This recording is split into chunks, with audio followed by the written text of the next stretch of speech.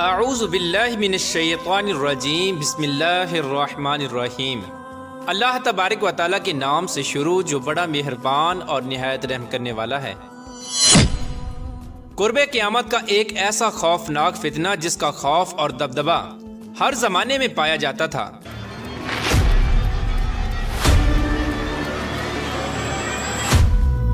اس فتنے کا ذکر اگر صحابہ کرام کی مجلس میں ہو جاتا تو صحابہ کرام زاروں کی تار رونے لگ جاتے اور اللہ تبارک و تعالیٰ کی پناہ مانگا کرتے۔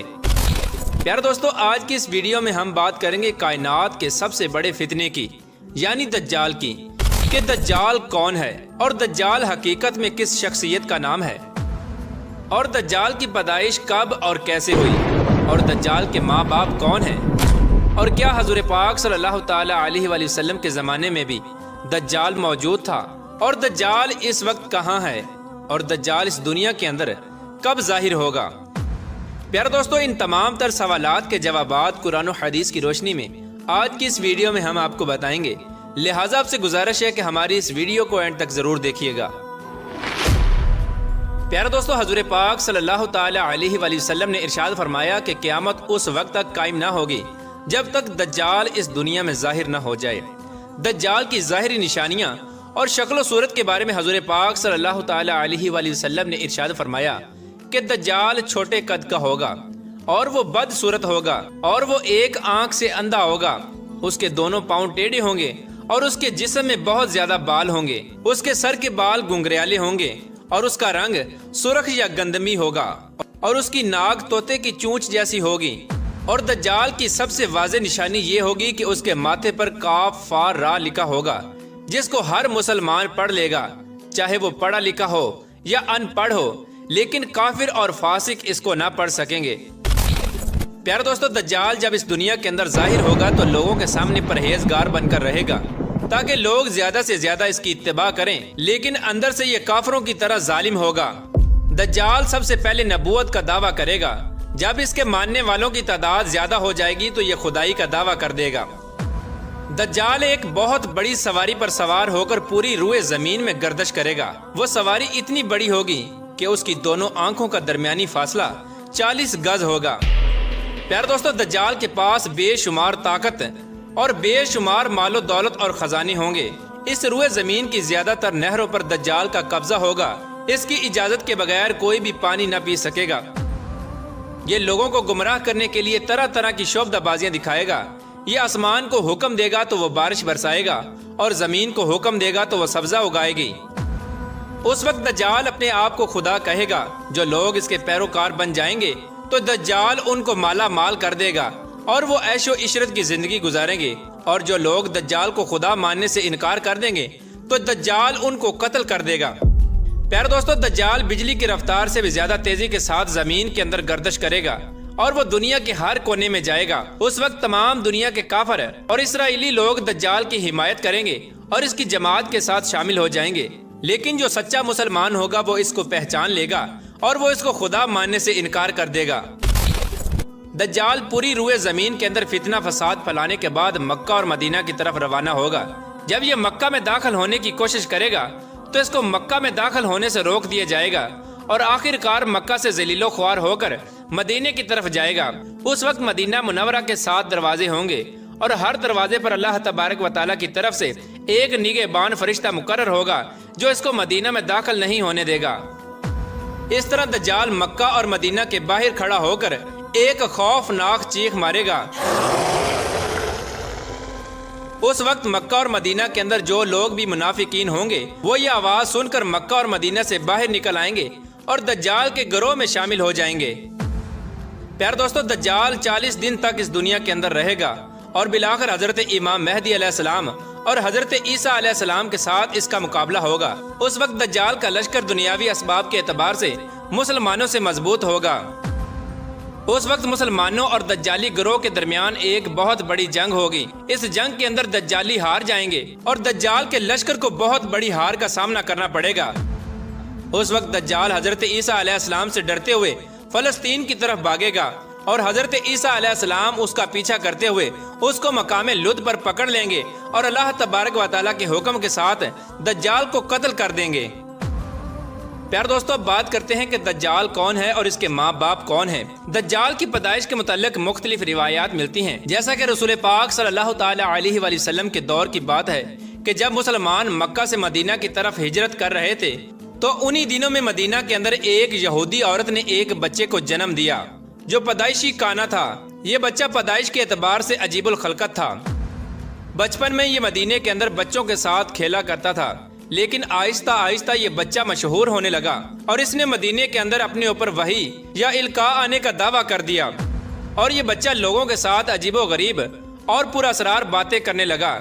جب اس کی ماں کو اس بات کا علم ہوا تو اس کی ماں حضور پاک صلی اللہ تعالی علیہ وآلہ وسلم کے پاس آئی اور اپنے بیٹے کا سارا حال حضور پاک صلی اللہ تعالی علیہ وآلہ وسلم کو بتایا، اور اس بچے کی ماں حضور پاک صلی اللہ تعالی علیہ وآلہ وسلم سے یہ گزارش کرنے لگی کہ آپ اس کا معائنہ کریں کہ یہ کیا کر رہا ہے۔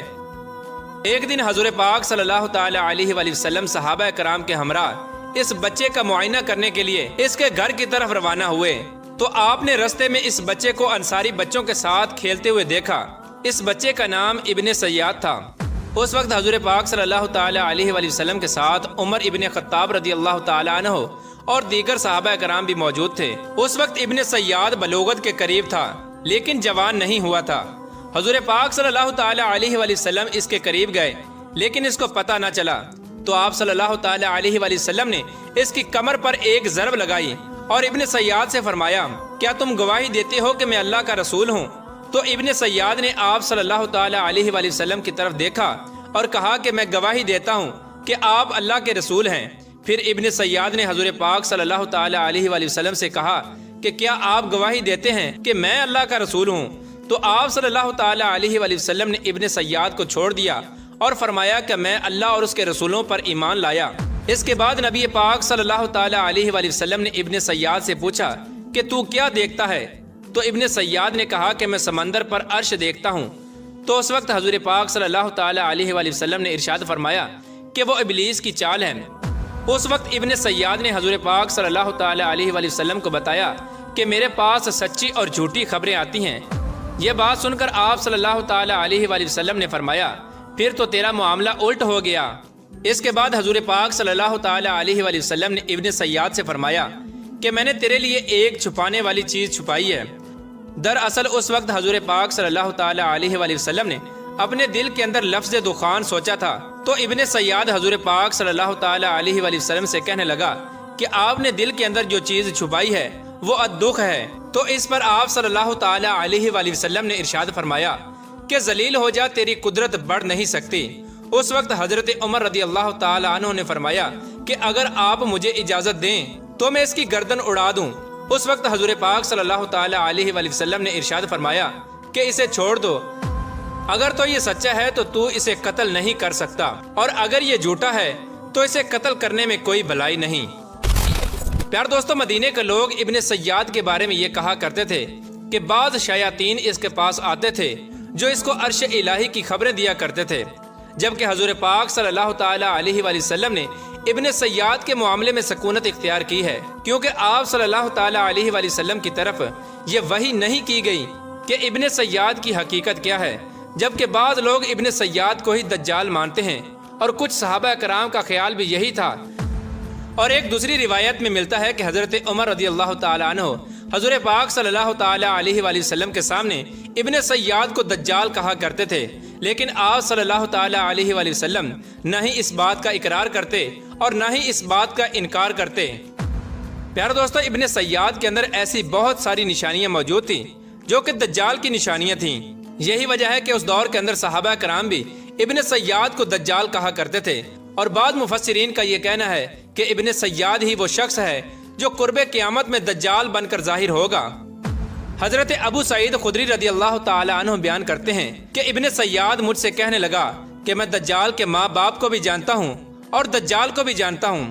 تو اس وقت حضرت ابو سعید خدری رضی اللہ تعالی عنہ نے ابن سیاد سے کہا کہ کیا تو اس بات کو پسند کرتا ہے کہ تو ہی دجال ہو؟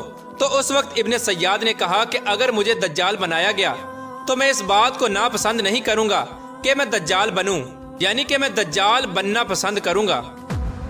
پیارے دوستو، بعض مفسرین کا کہنا ہے کہ ابن سیاد دجال نہیں، کیونکہ یہ بعد میں ایمان لے آیا تھا، بلکہ دجال حضرت سلیمان علیہ السلام کے دور میں جنات اور انسانوں کے ملاپ سے پیدا ہوا تھا اور اس کے ماں باپ کو قتل کر دیا گیا تھا اور دجال کو ایک جزیرے کے اندر قید کر دیا گیا، اور یہ انسانوں اور جنات کے ملاپ سے پیدا ہونے والا بچہ یعنی دجال آج بھی اسی جزیرے کے اندر قید ہے، اور اس کے ساتھی شیطان اس کو ہر بات کی خبر دیتے ہیں۔ دجال کی پیدائش کے بارے میں حضرت امام زرقانی رحمۃ اللہ تعالی علیہ بیان فرماتے ہیں کہ دجال وہ فتنہ ہے جس کو اللہ تبارک و تعالی نے اس وقت پیدا فرمایا جس وقت حضرت آدم علیہ السلام کو جنت سے نکالا گیا تھا، اور دجال کو بنا ماں باپ کے پیدا کیا گیا، اس کا کوئی ماں باپ نہیں۔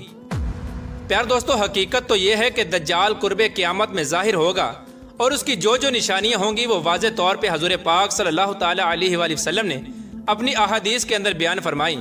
لیکن یہ دجال کہاں ہے، اور یہ کہاں سے آیا، اور یہ کیسے پیدا ہوا، اور اس کے ماں باپ حقیقی طور پر کون ہیں، اس کے بارے میں کسی کو کوئی علم نہیں۔ اس کا علم صرف اللہ تبارک و تعالیٰ کے پاس ہے۔ اللہ تبارک و تعالیٰ بہتر جانتا ہے کہ دجال حقیقت میں کون ہے اور یہ کیسے پیدا ہوا۔